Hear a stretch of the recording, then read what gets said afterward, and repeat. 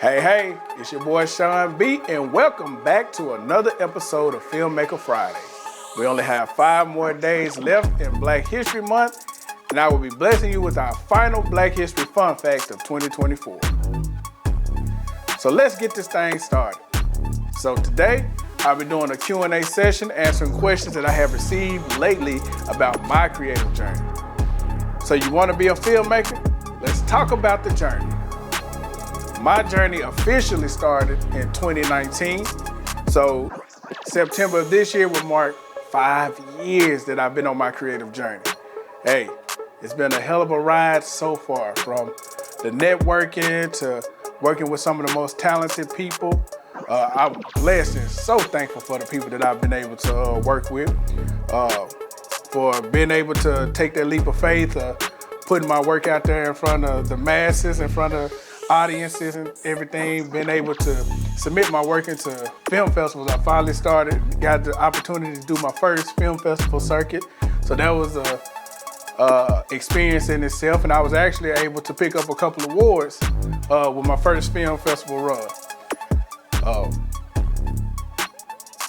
On this creative journey, it has not always been easy.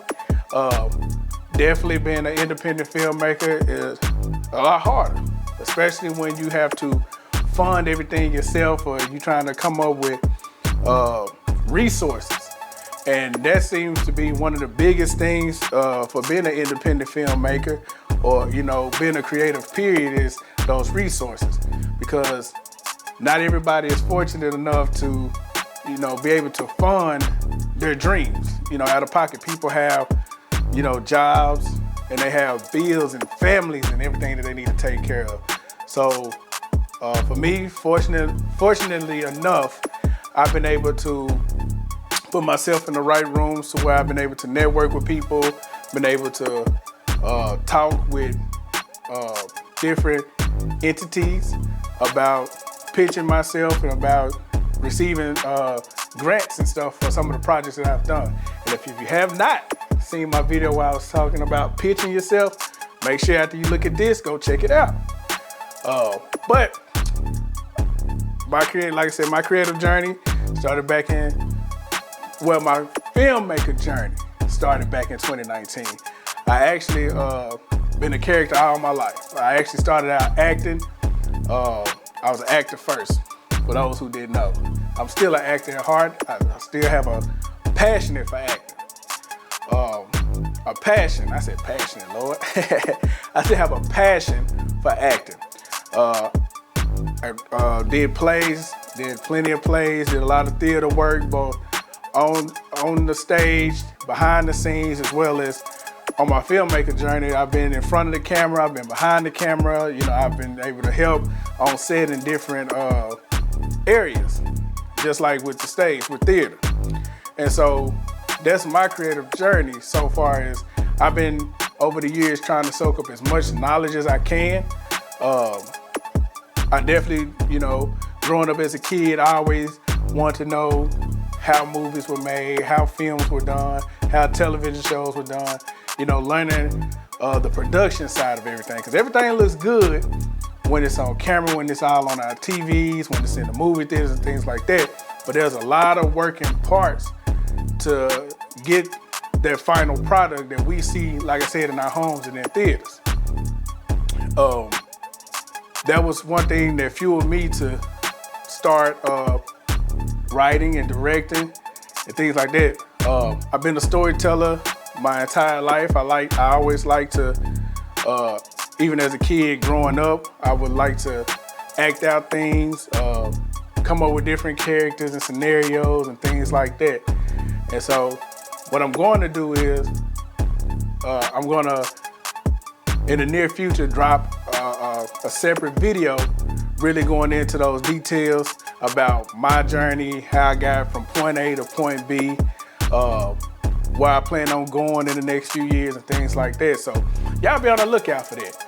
But I'm not gonna hold y'all long. I'm gonna get into these questions. And so let's get it rolling. Question number 1, what made you want to start being a filmmaker? Well, to be honest, when I first started, okay, so like I said, I always wanted to know what it was like to create, be on the creative side of films and television shows and things like that. But like I said, my first passion was acting. But I'm gonna be honest, I had to make a conscious business decision for myself as an adult when I got into college. When I got, was trying to figure out what I wanted my degree to be in so that, I could use it and not just be a pretty little paper sitting on the wall. I had to come to the realization that, I'm a pretty good actor, I've gotten awards for my acting and things like that too over the years, but there are some great actors out here that's not getting paid. There's some great actors out here that never get that big break. And so I was thinking to myself, I was like, well, I am gonna have to pay my bills, and I do plan on having a family one day, so you better think this through. So I was like, well, I can still act, I can still do my thing, but let me learn something else that's gonna actually put some money in my pockets to help me not only take care of my family and myself financially, but to also gain experience doing other things. So that's when I was like, okay, well, I'll minor in theater, and my major would be film and television. And that's what I did. I graduated with a degree in mass comm for mass media with an emphasis in film, motion pictures, and television. So that's what got me to here. But really, like I said in the opening, just me wanting to tell stories, storytelling. I always had a big imagination growing up. I love creating characters, love creating, situations. I love, trying to play. My thing is, one of the things I like doing with, my creative writing and stuff like that is I like to do cliffhangers. I like to play with people's mind. I like to hit you with a misdirection where you think that the story is flowing this way, and then I hit you with something else that bring you back this way, and it's unexpected. And so just being able to express myself through storytelling, my ideas, my outlook on life is one of the reasons why, one of the major reasons why I became a filmmaker. All right, so question number 2, how do you come up with the stories that you tell? Well, like I just previously said, I've always had a big imagination. But the one thing for me is when it comes to me coming up with stories, I personally look at real life scenarios, and although it might be a fictional world, I still have to have a basis in like reality, like stuff that's really going on, stuff that people can really relate to. And as I'm going through the story development process, I like to think of, what's significant about this certain situation? How can the audience relate to this certain situation? How can they pull from this? And so that leads me to start unfolding the story, which I get into my characters, doing character breakdowns, character development. What's at stake? Why is this person going through this? Why is it important for this person to go through this certain situation? And so that's all it is just taking a situation and letting it unfold organically. Never try to force a story, because sometimes your story just won't make sense to you or the audience. So the main goal is to always be able to, when you come up with a story, is to be able to have it relate to your audience, be able to, for your audience and those viewers to connect to it, whether they like it or not. You still want to bring them in to where, okay, they understand what's going on. And I think that's about it.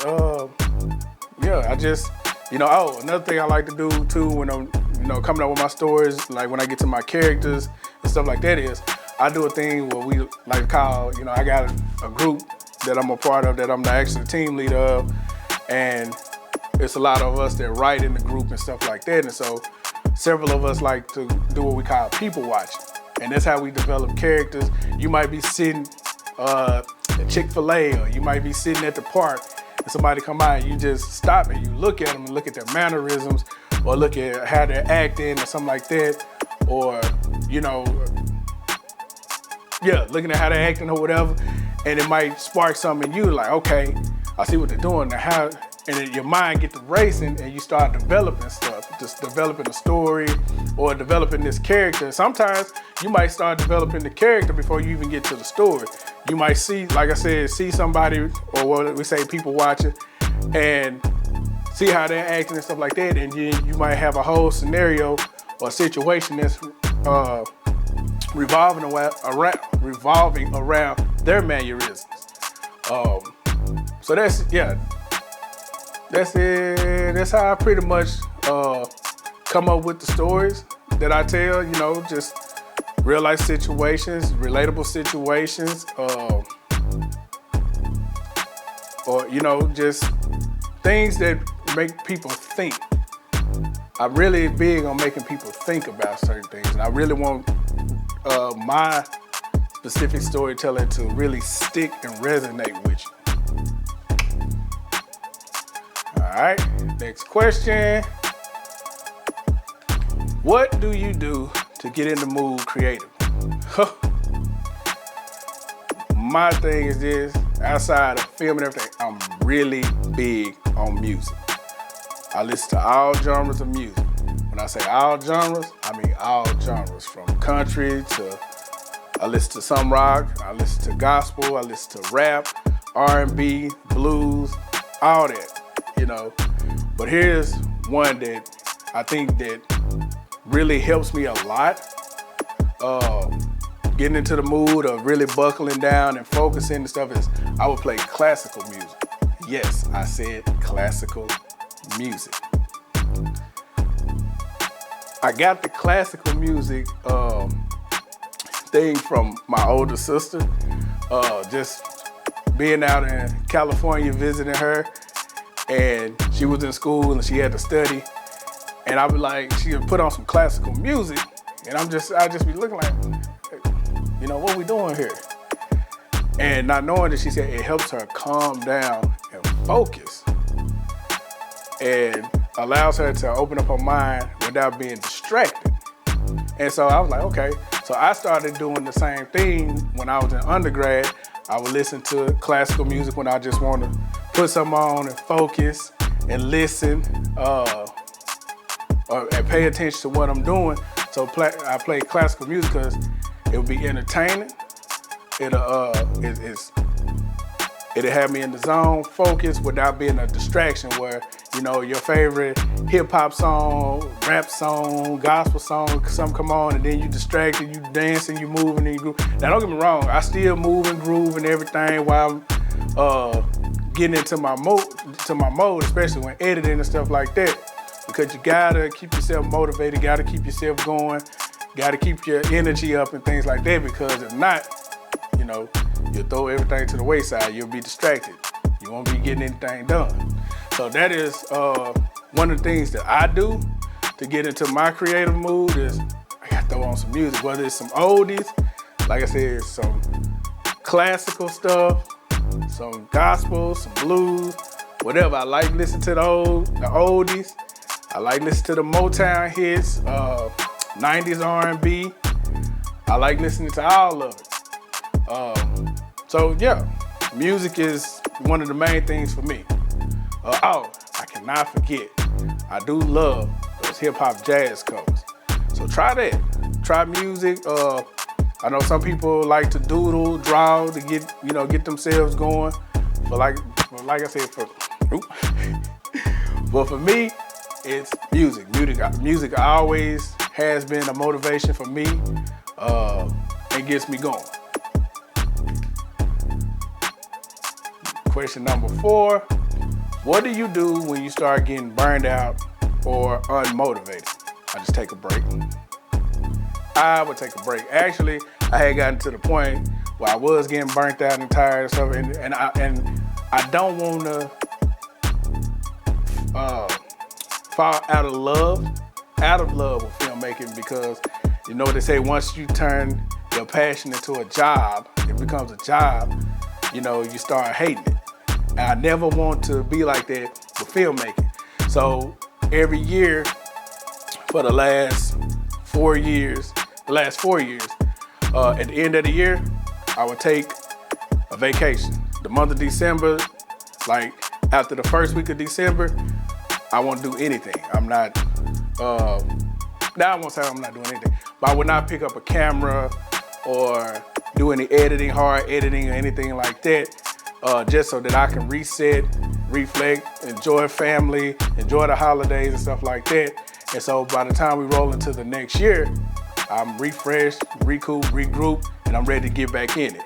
So I definitely take those vacations and not just from my job, from filmmaking, creating, being, you know, because you have to. You have to give yourself a break sometimes. You have to take a break sometimes. So that was it was hard for me at first because I was always one of them people that was like, get it. Gotta do this, gotta do that. But then I would get burnt out and then, like you say, start to get unmotivated and not want to touch the camera and not want to touch the computer and not want to do any editing, not do any writing. And so I was like, nah, because this is my thing. I can't be burned out doing my thing. This is what I love to do. So yeah, so I definitely make sure I take a vacation at the end of the year, and then I do like a little break, like a week, or like a week off going into the summertime, or take a break here, or, tell my whole team like, hey, we ain't gonna do nothing this week. We ain't gonna shoot, for the rest of the month or whatever like that. We'll pick it back up in a couple weeks to give everybody, not just myself, the entire crew, staff, people that's on my team, so we can all be fresh, because you can't be creative when you're burned out and tired. You're not gonna be focused. So that's my thing, is make sure you take your breaks, do other things, spend time with family, travel, all that good stuff. Enjoy life. Don't let this become a job. Let this be your career, your passion. All right, so I come to the last question. Now this right here. All right, number 5.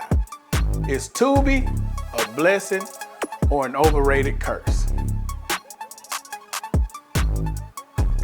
Let me repeat that question again. Is Tubi a blessing or an overrated curse? In my opinion, Tubi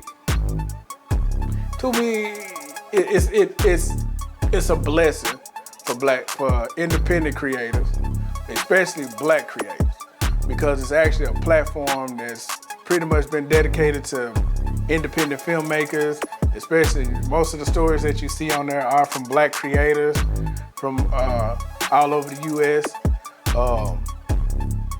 And I'm glad that they're doing it. The thing about it is, I know what a lot of people are saying is, the content, the quality of the content, the storytelling, not, yes, there is a lot of stuff that I see on there and I be, cringing a little bit or scratching my head like, what?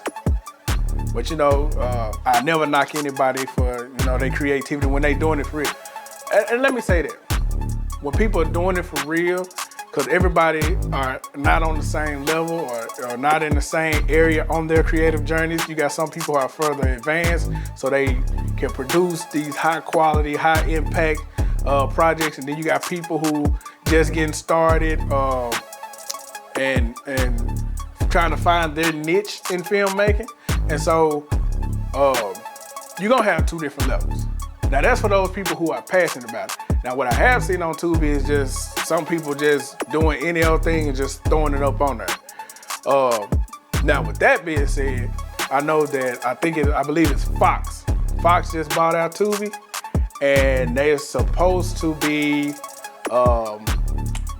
putting a little bit more restriction on the quality and type, and the quality of the content and the look and everything. Is supposed to be kind of buckling down on that just a little bit. Hopefully it ain't too crazy where they discourage independent filmmakers, because everybody don't have the big budget. Everybody don't have a $5 $5,000, $6,000, $7,000 camera that they shooting on. But my thing for Tubi, for the most part, is that my advice to a lot of us, especially as Black creators, is take the time to really develop our stories.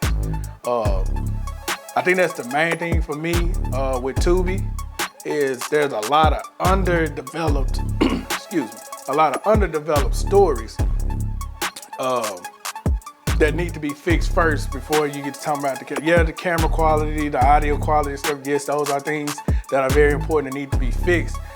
But I've been able to sit through and work my way through watching something that might not be as aesthetically pleasing, but they had a nice storyline. So I'm going to say Tubi has, for the most part, been a blessing for independent filmmakers and Black creators. And hopefully that it continues to grow and it continues to shape to where we are really taken seriously, our stories are taken seriously, and that we can continue to push that thing, push it and produce better material. So, but hopefully this helps someone on their journey. Please put your questions in the comments, and I will do another Q&A one Friday out of each month. And I really enjoyed this. Y'all keep submitting these questions, keep asking these questions. We're gonna come back, we're gonna do this. I'm gonna answer these questions. I think what I'm gonna do is I'm gonna try to bring some other people in on Filmmaker Fridays and let them kind of answer some questions and talk about their journey as well, because like I said, I have a whole team of people.